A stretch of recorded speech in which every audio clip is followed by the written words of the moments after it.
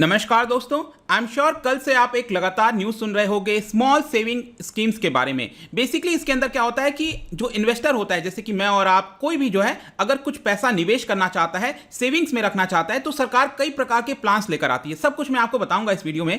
उसके ऊपर आपको रेगुलर कुछ इंटरेस्ट रेट ब्याज मिलता रहता है। जैसे कि नॉर्मली अगर आप अपना पैसा बैंक में जमा करोगे तो उससे कुछ ज़्यादा ब्याज आपको इस पर मिलता है, जिसकी वजह से ये काफ़ी अट्रैक्टिव होता है। जो इन्वेस्टर्स हैं, जो स्मॉल इन्वेस्टर्स हैं, वो अपना पैसा जो है इसके अंदर लगाते हैं। तो कल शाम को यहाँ पर क्या हुआ था कि सरकार ने बड़ी गिरावट, जी हाँ, एक काफ़ी बड़ी गिरावट यहाँ पर इंटरेस्ट रेट के अंदर की थी। मतलब पहले अगर आपको 6% मिला करता था तो हो सकता है कि 5.5% या फिर 5% हो जाए। एक बड़ी गिरावट देखी गई थी। इसको लेकर काफ़ी ज़्यादा कंसर्न दिखाया जा रहा था। तब मैं यहाँ पर वीडियो बनाने जब लग गया तो आज सुबह ही यहां पर फाइनेंस मिनिस्टर जो निर्मला सीतारमण जी है, उनका बयान आया और उन्होंने कहा है कि ये वाला जो नोटिफिकेशन कल जारी किया गया था उसको हम विड्रॉ कर रहे हैं अभी के लिए, मतलब कि ये अभी के लिए लागू नहीं होगा। तो यहां पर सबसे बड़ा प्रश्न आता है कि ये स्मॉल सेविंग्स स्कीम्स होती क्या है, ये जो रेट्स हैं उसको चेंज करने की जरूरत क्या पड़ी थी, इसका इंपैक्ट क्या होता, हर एक चीज मैं आपको इस वीडियो में बताऊंगा। चलिए आगे बढ़ते हैं। मैं हूं अंकित अग्रवाल और अपडेट के लिए आप मुझे फॉलो कर सकते हैं इंस्टाग्राम, फेसबुक और ट्विटर पर। मेरे लेक्चर की हर पीडीएफ आपको फेसबुक पर तो मिलेगी,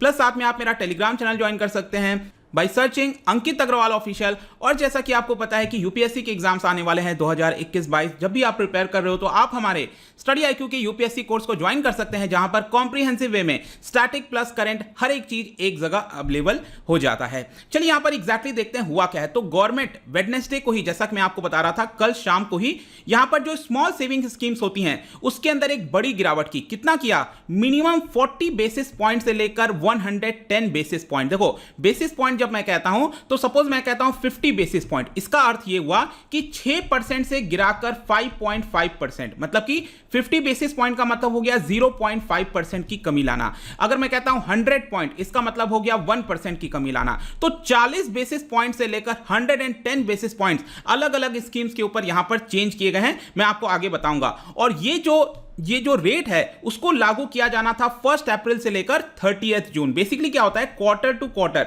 मतलब साल में 4 क्वार्टर होते हैं, तो हर एक क्वार्टर के बाद सरकार ये नोटिफिकेशन जारी करती है। उस नोटिफिकेशन में सरकार बताती है कि क्या पिछला वाला रेट ही कंटिन्यू होगा या फिर सरकार कोई नया रेट लाने वाली है।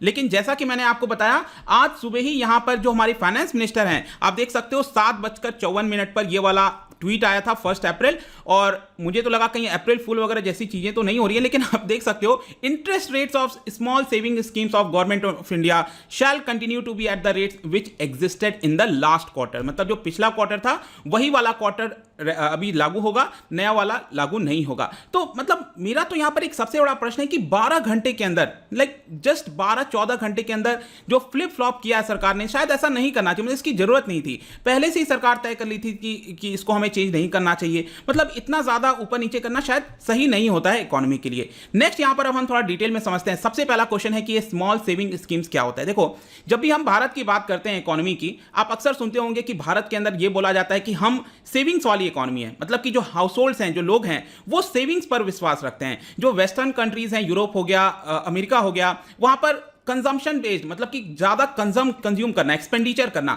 उस तरह की हमें इकोनॉमी देखने को मिलती है। तो भारत के अंदर एक जो बड़ी जनता है वो यहां पर जो स्मॉल सेविंग्स होती हैं, स्कीम्स होती हैं, उसके अंदर इन्वेस्ट करती है। और इन्वेस्ट जो करती है, एक तो आपके पास कई तरीके होते हैं। आप शेयर मार्केट में इन्वेस्ट कर दो, बैंक अकाउंट के अंदर डाल दो, लेकिन बैंक अकाउंट में डालोगे तो उतना आपको इंटरेस्ट मिलता नहीं है। शेयर मार्केट में डालोगे तो बहुत ज्यादा खतरा होता है। तो इसके लिए यहां पर बड़ी जनता के लिए ये जो स्मॉल सेविंग्स स्कीम्स होती हैं जो सरकार निकालती है, वो बहुत इंपॉर्टेंट होता है। और इसके अंदर बड़ी मात्रा में यहां पर पैसे निवेश किए जाते हैं। कितने अभी हैं इस समय, मैं सब कुछ आपको आगे एंड में भी बताऊंगा इसके बारे में। लेकिन इसके तहत होता क्या, आप समझो, यहां पर सरकार क्या करती है कि जनता से जो सेविंग्स है वो अपने पास लेती है एक तरह से, और उस सेविंग से बेसिकली क्या करती है सरकार, अपने एक्सपेंडिचर, आपने देखा होगा जब भी बजट आता है तो सरकार हमेशा ज्यादा एक्सपेंडिचर करती है। जैसे कि इस बार अगर सपोज 22 लाख करोड़ का सरकार को रेवेन्यू आने वाला है, लेकिन सरकार खर्च कितना करेगी, 34 लाख करोड़ के आसपास, 34-35 लाख करोड़ के आसपास। तो ये जो 12-13 लाख करोड़ का जो गैप है, उसमें से कुछ जो हिस्सा है वो सरकार यहां से उठा लेती है।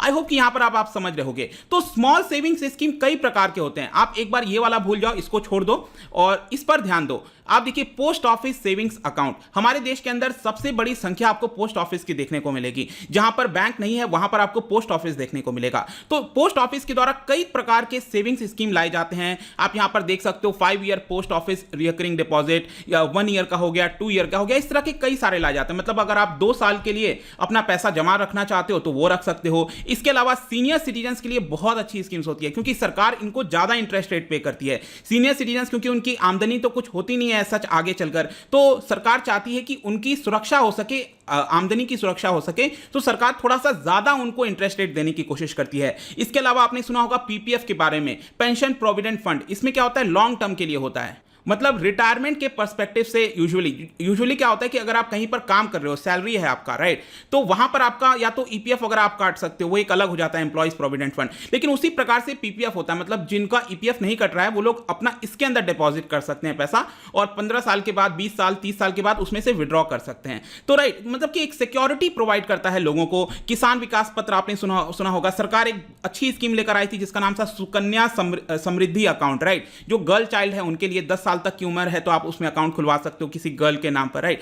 तो यहां पर सरकार क्या करती है कि एनकरेज करने की कोशिश करती है कि जो लोग हैं वो अपना पैसा इसके अंदर जमा करें और उनको अच्छा इंटरेस्ट रेट मिल सके, और इसी की वजह से लोग अपना पैसा इसके अंदर जमा करते हैं। देखो यहां पर आपको कई प्रकार के स्मॉल सेविंग स्कीम्स दिख रहे होंगे, लेकिन बेसिकली आप इसको 3 तरह से डिवाइड कर सकते हो। एक हो गया पोस्ट ऑफिस डिपॉजिट, जिसमें मैंने आपको बताया 1, 2, 3, 5 ईयर, जितने समय के लिए आप जमा करना चाहते हो वो कर सकते हो। रिकरिंग डिपॉजिट होता है, पोस्ट ऑफिस मंथली अकाउंट होता है, कई प्रकार के होते हैं, उसको हम पोस्ट ऑफिस डिपॉजिट बोल सकते हैं। एक होता है सेविंग सर्टिफिकेट, जैसे किसान विकास पत्र हो गया, ठीक है, नेशनल सेविंग सर्टिफिकेट हो गया, ये सब आपका इस कैटेगरी के अंदर आता है। और तीसरा कैटेगरी हम कह सकते हैं सोशल सिक्योरिटी स्कीम, जैसे कि पीपीएफ वाला हो गया, सुकन्या समृद्धि अकाउंट हो गया। मतलब आप इसके नाम से समझ लो, सोशल सिक्योरिटी, आगे चलकर भविष्य में आपको सिक्योरिटी मिल सके, आपकी अगर आमदनी नहीं हो रही है तो यहां पर आपको कुछ मदद मिल सके, इसके लिए ये इस तरह की स्कीम होती है।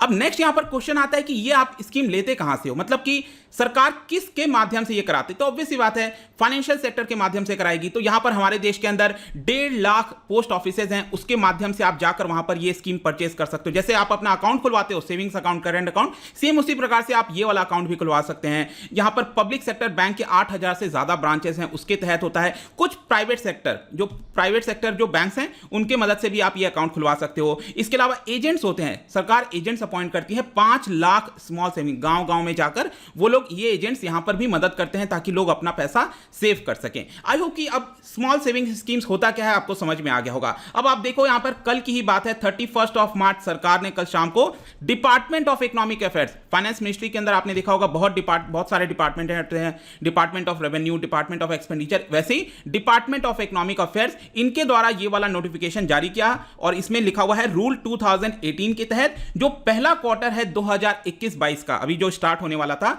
इसमें हमने रिवाइज कर दिया है। कितना रिवाइज किया है आप ये पूरा डिटेल यहां पर चाहो तो देख सकते हो। इनफैक्ट यहां पर आप देखिए बड़ी गिरावट की गई है, 4% से डायरेक्टली 3.5% सेविंग डिपॉजिट पर, 1 ईयर वाले पर 5.5 से 4.4। अब देखो इतनी बड़ी गिरावट, मतलब 1.1% की गिरावट, सबसे बड़ी गिरावट आपको यहीं पर देखने को मिलेगी। पीपीएफ में आप देख सकते हो यहां पर 7.1% इंटरेस्ट मिलता था, अब यहां पर इंटरेस्ट बहुत कम मिलेगा, 6.4% अब मिलेगा। मतलब कि अब वैसे तो कैंसिल हो गया है, लेकिन जो नोटिफिकेशन आया था उसके हिसाब से यहां पर इसी की वजह से काफी चर्चा होने लगा सोशल मीडिया पर। यहां पर लोग कहने लगे कि अब क्या होगा, यहां पर इतना कम इंटरेस्ट रेट मिलेगा तो हम क्यों इसके अंदर जमा करेंगे, इस तरह की चर्चा होने लगी थी लगातार। लेकिन यहां पर एक प्रश्न आता है कि सरकार ने ऐसा कदम क्यों लिया होगा, मतलब कुछ तो होगा, मतलब यहां पर कुछ चल रहा होगा इकोनॉमी के अंदर, लॉजिक क्या है बेसिकली इसके पीछे, वो अब थोड़ा सा हमें समझना है। देखो ये रेट कैसे डिसाइड होते हैं, ये जो नया रेट, जो भी रेट होगा स्मॉल सेविंग्स के ऊपर, ये रेट डिसाइड कैसे होता है? बेसिकली यहां पर कहा जाता है,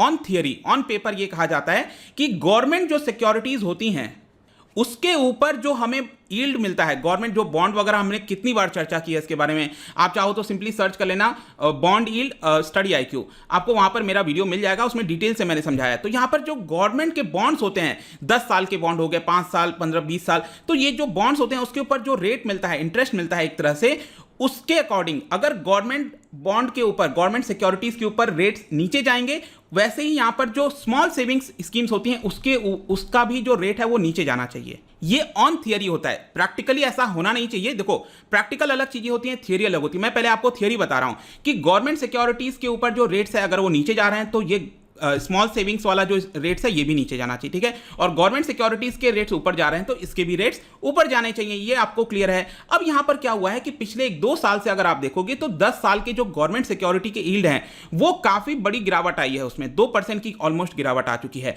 और इसी को देखते हुए आरबीआई का भी आपने देखा होगा जो रेपो रेट होता है, हर बाई मंथली पॉलिसी आती है, आपने देखा होगा जो रेपो रेट है वो भी 4% पर आ चुका है। तो ये सारे जो रेट्स हैं वो नीचे आ गए हैं, लेकिन जो स्मॉल सेविंग्स पर इंटरेस्ट मिलता है वो नीचे नहीं आया था। अब एक सिंपल सा एग्जांपल देकर मैं आपको और अच्छे से समझाता हूं।